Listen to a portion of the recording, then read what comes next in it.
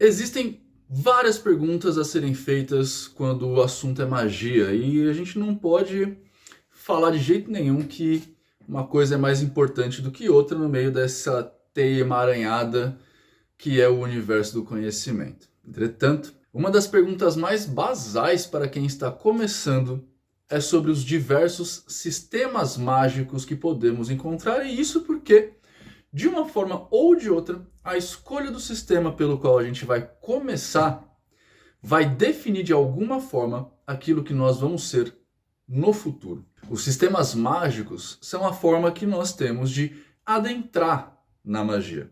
É o nosso primeiro passo. A primeira linha é o ponto de contato entre magia e mundo profano. O sistema mágico, entretanto, não é a magia em si. Ele é só uma das formas de começar a manipular o universo. E isso configura o primeiro problema. Porque, em geral, o que as pessoas fazem é exatamente encontrar um sistema e parar por aqui. Elas param, deixam de fazer as perguntas que deveriam ser feitas. Olha só, eu comecei no caminho da magia pela Umbanda.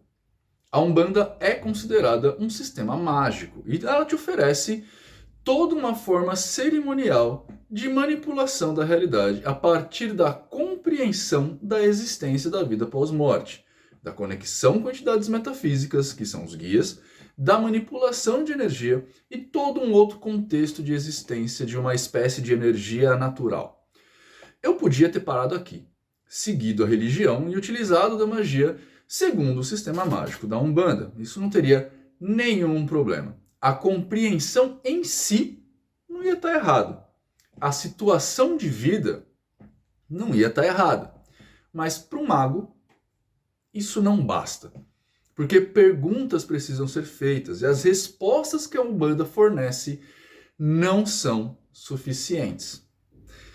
Ora, eu preciso acreditar em uma vida pós-morte para a Umbanda funcionar, certo?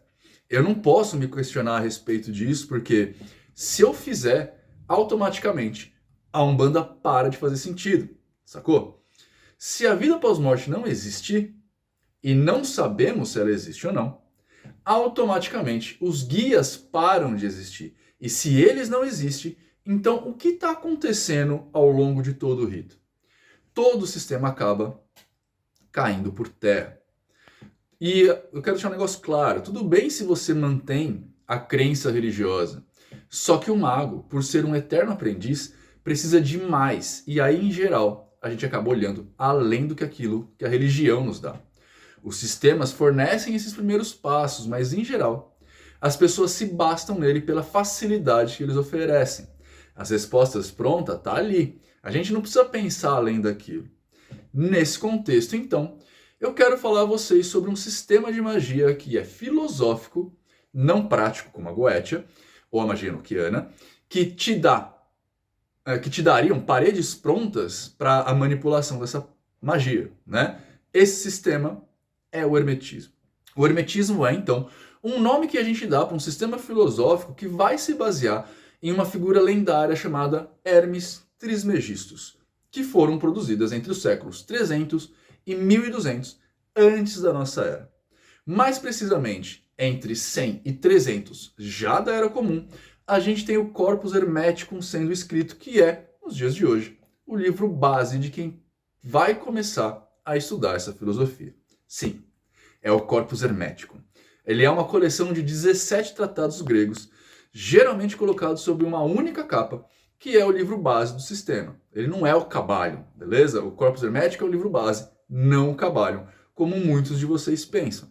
O Corpus Hermeticus, então, apesar de ser o livro base, nos dá somente uma pequena abertura para uma ampla variedade de sistemas filosóficos que passam a ser baseados neste primeiro ponto. Por exemplo, o uso mais famoso do termo hermético está no conceito do hermetismo renascentista, que se refere a uma ampla gama de filosofias modernas inspiradas, por um lado, por Marsilio Ficino, com tradução de Ludovico Lazzarelli, e por outro lado, por Paracelso, que introduz um novo desenho da técnica médica do conceito de medicina hermética, algo que vai misturar astrologia, alquimia e magia. Só para você ter uma ideia de quão amplo é o hermetismo como escola de pensamento. Em 1964, já aqui bem pertinho da gente, Francis Yates apresentou uma tese de que esse hermetismo renascentista, ou o que ele chamou de tradição hermética, teria sido um fator crucial para o desenvolvimento da ciência moderna. A tese em si foi rejeitada, mas ela serviu para demonstrar para a gente o envolvimento do hermetismo para o desenvolvimento intelectual de figuras como Jean-Baptiste van Helmont, que é médico e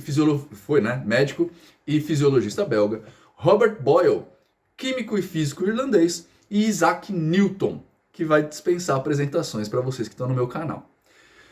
Beleza, tá? Mas quais os fundamentos do hermetismo, então? O hermetismo esteve, ao longo da história, intimamente associado à ideia de uma espécie de sabedoria primitiva, que ela teria sido revelada apenas aos mais antigos dos sábios, como o próprio Hermes Trismegistus.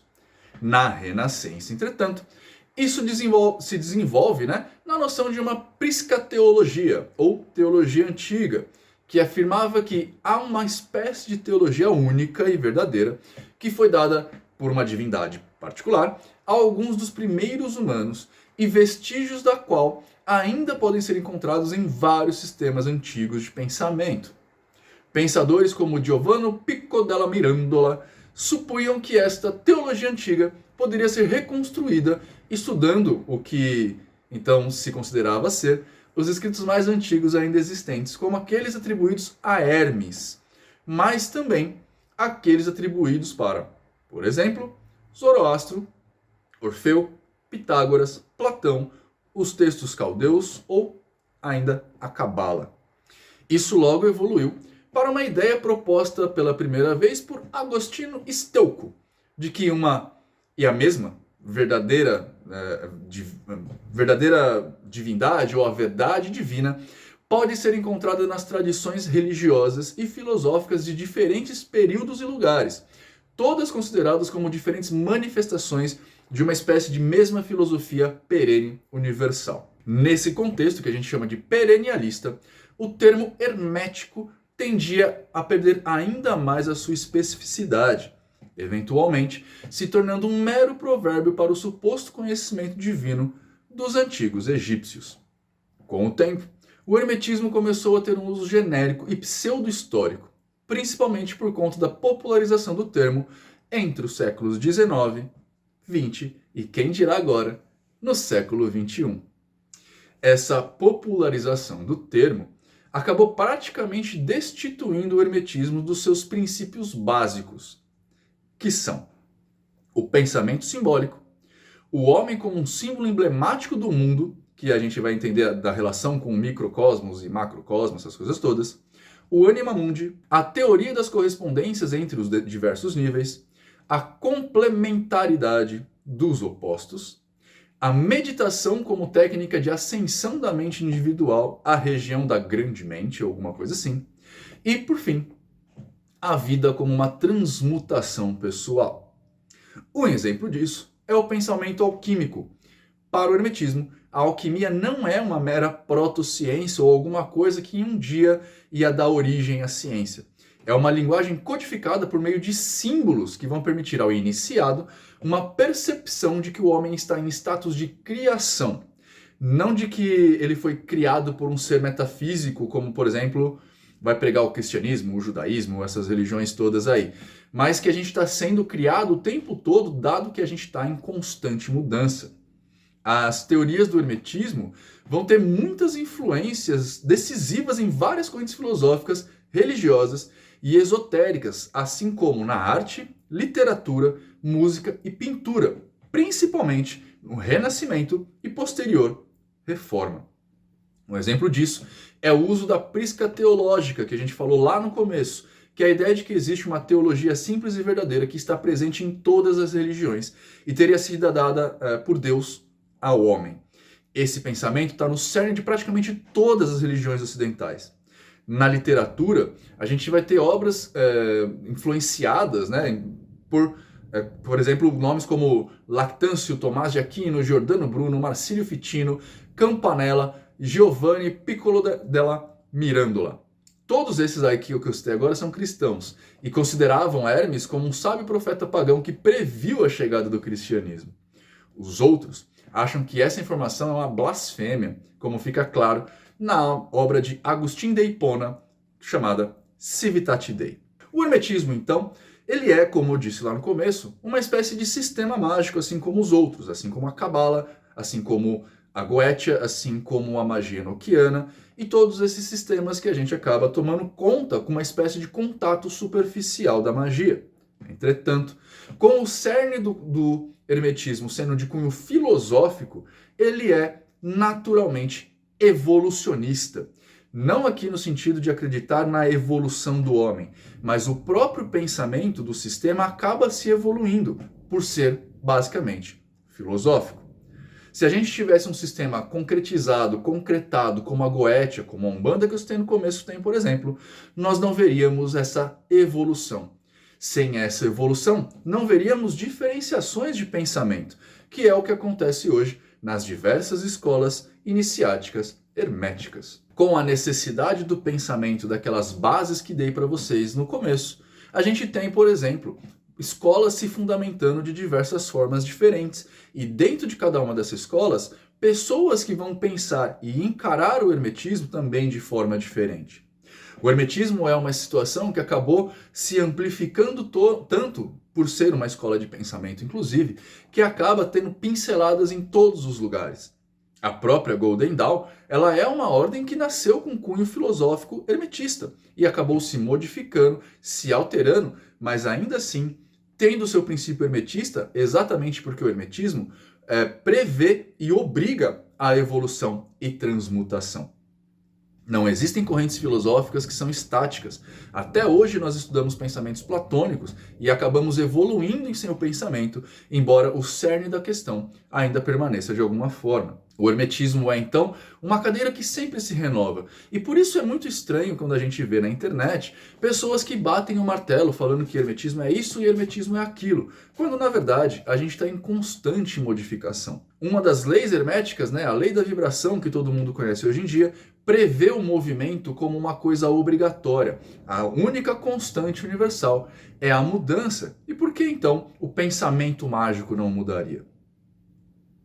Nós temos em ordens hermetistas pessoas que são catedráticas, que são formadas, que estão em universidade trazendo pensamentos de cunho muito filosófico, científico a respeito do mundo, assim como eu citei Isaac Newton.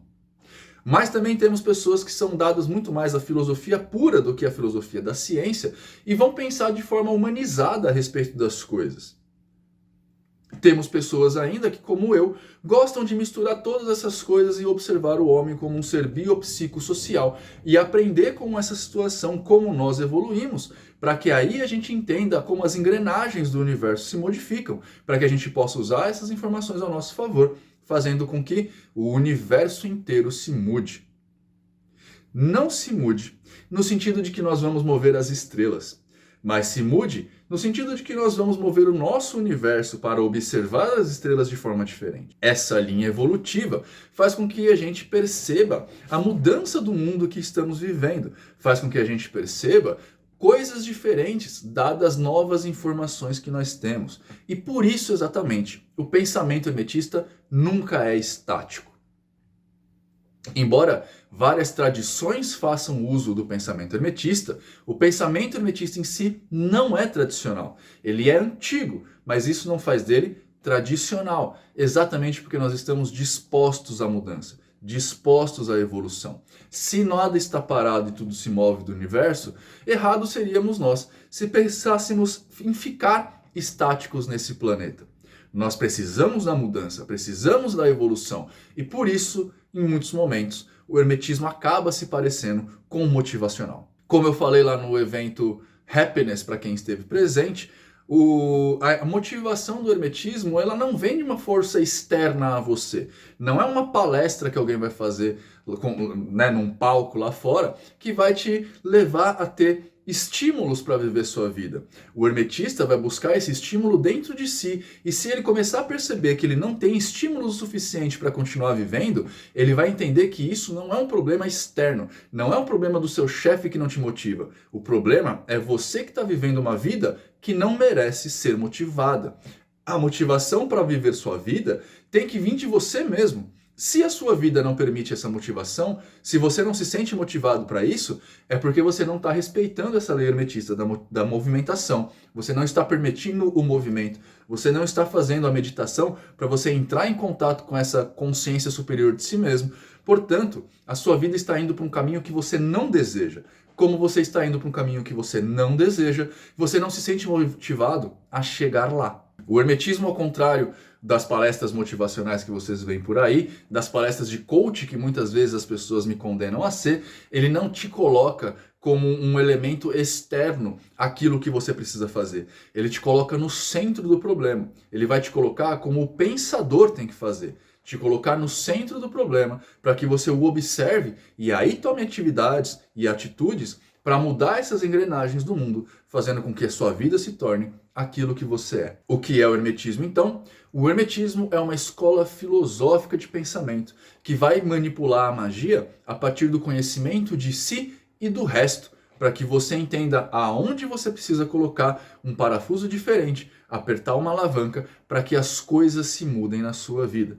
Sem essa percepção, você não se torna um mago, não pelo menos um mago segundo o que o hermetismo pensa. Eu queria saber a sua opinião sobre o vídeo de hoje. Se você gostou, coloca aqui embaixo no campo de comentários para eu saber a sua ideia. Lembrando sempre, se você gostou bastante daqui, curta, compartilhe e torne-se um membro do canal, clicando em Seja Membro, para você se tornar um demonino e ter grupo de WhatsApp, de Discord e várias coisas legais que a gente oferece lá, beleza? Espero que vocês tenham uma ótima vida, que sejam pessoas melhores que vocês foram até agora. Tchau!